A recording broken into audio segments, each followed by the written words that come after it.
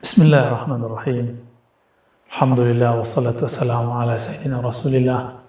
Amma ba'du.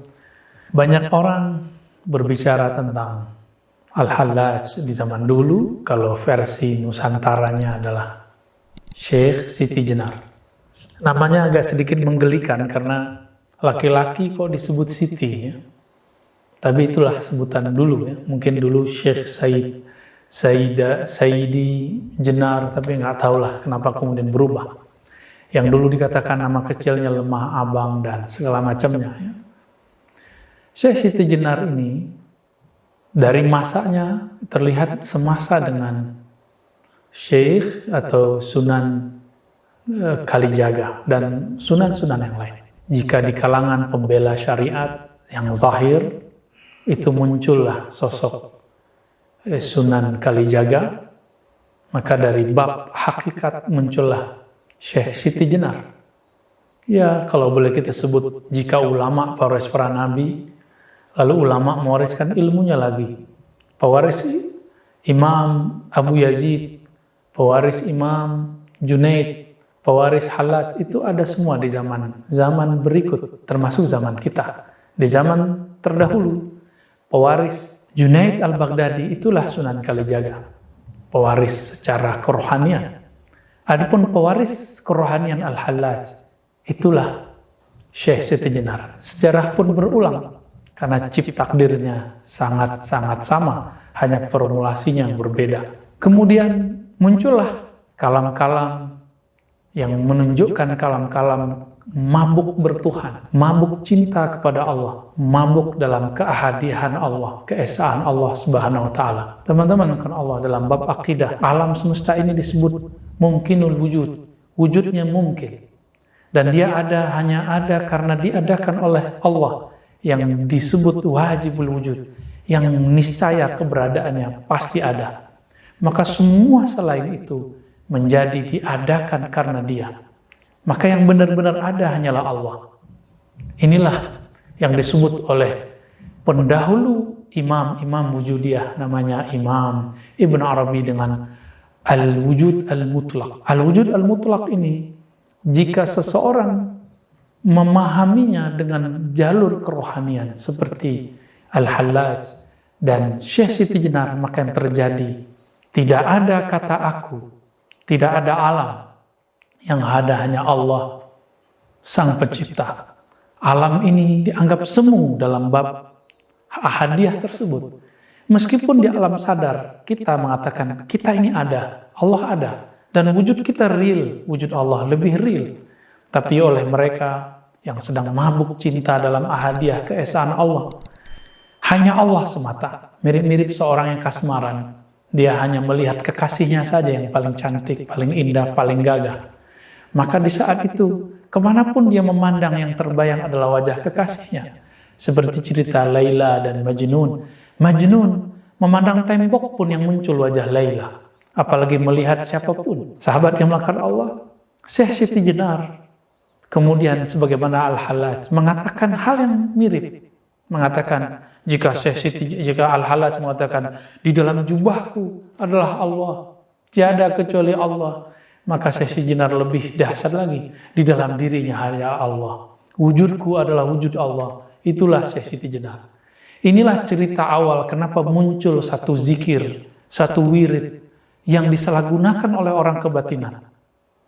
Wujud ingsun atau zat ingsun, zat Allah. Sifat ingsun, sifat Allah. Nama ingsun, nama Allah. Ini kalam tidak boleh dilafazkan kecuali orang sedang mabuk. Orang mabuk tidak dikenakan hukum syariat karena dia mabuk sampai kesadaran dia kembali. Tapi beberapa orang-orang yang melanggar kaedah ini, melanggar dharma, kaedah seorang pezikir perindu kepada Allah, dia membacanya sebelum dosis itu dibolehkan kepadanya. Maka yang terjadi, muncullah kelompok wujudiyah. Di tahun 1400-an, 1500-an, 1600-an, 1700-an, itu kemudian terjadi pergolakan dahsyat di Nusantara. Maka muncul nanti ada Hamzah Fansuri, Syamsuddin Sumatrani, kemudian juga Nurdin Raniri. Semuanya berbicara itu. dan puncaknya itulah Syekh Siti Jenar. Apakah kemudian Sunan Kalijaga mengkafirkannya?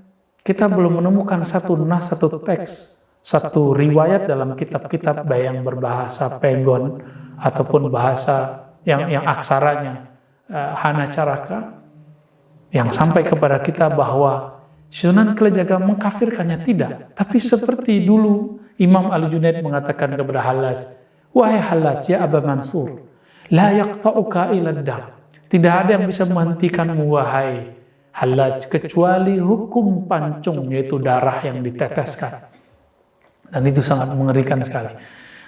Ajaran ini belakangan dibahasakan secara lokal, disebut dengan Ahadiyah itu manunggaling keesaan Allah, kesatuan Allah. Ya. Tidak ada yang bersatu, hamba tidak bersatu dengan Allah. Kenapa? Hamba dianggap tidak ada. Maka manunggaling jangan diartikan Syekh Siti Jenar bersatu dengan Allah. Kenapa? Yang wujud cuma Allah. Syekh Siti Jenar hanya bayang-bayang. Tapi orang-orang yang kemudian lancang menerjemahkan ajaran Syekh Siti Jenar, kemudian mengatakan Syekh Siti Jenar mengajarkan persatuan dengan Allah. Wallahi iyyakum bihi. Syekh Siti Jenar Al-Hallaj tidak pernah mengatakan itu. Tapi mereka sedang mabuk dan mereka mengatakan hanya ada wujud tunggal. Itulah manunggaling. Kaulo Gusti, ketika mereka merasakan bahwa diri mereka tiada di hadapan Allah, seperti seorang guru tidak memandang dirinya punya derajat keilmuan di hadapan gurunya. Kenapa seorang Syekh Siti Jenar tidak boleh merasakan dirinya tiada di hadapan Ilahi? Maka teman-teman sahabat melakukan Allah, jika Imam Bukhari dulu mengatakan mastasghartu nafsi ila Ali ibn al-Madini, aku tidak pernah merasa kecil, aku tidak pernah merasa lebur kecuali di hadapan Ibnul Madini. Kenapa Syekh Siti Jenar tidak boleh mengatakan itu? Kenapa Al-Hallaj kita larang mengatakan ma fi jubbati ilallah? Kan dia sedang mabuk asik dengan kekasihnya. Kita belum sampai kepada kerinduan itu. Kenapa kita salahkan orang yang merindu? Maka sahabat-sahabat yang dimuliakan Allah, mari berhusnuzan. Apa yang terjadi di zaman mereka itu sunatullah secara hukum fikih. Betul, pelakunya harus ditanya, dieksekusi. Jika terbukti kemudian ada hal yang berbahaya, mungkin seorang hakim qadhi mengatakan kamu dipenggal. Tapi sekarang ilmu itu sudah dibuka. Apakah kita masih salah faham lagi? Maka benarlah Imam Ghazali. Beliau mengatakan, seandainya saya jadi hakimnya di zaman Hallaj, saya akan selamatkan Al-Hallaj. Saya akan bebaskan Al-Hallaj. Maka kami pun, jika pantas mengatakan itu, akan mengatakan yang sama. Jika di zaman itu, kami menjadi hakimnya, tentu kita akan memaklumi Al-Hallaj, memaklumi Syekh Siti Jenar. Tentu kita tidak pantas tentunya mengatakan hal itu, hanya Allah lah yang memantaskan kita. Wassalamualaikum warahmatullahi wabarakatuh. Assalamualaikum warahmatullahi wabarakatuh.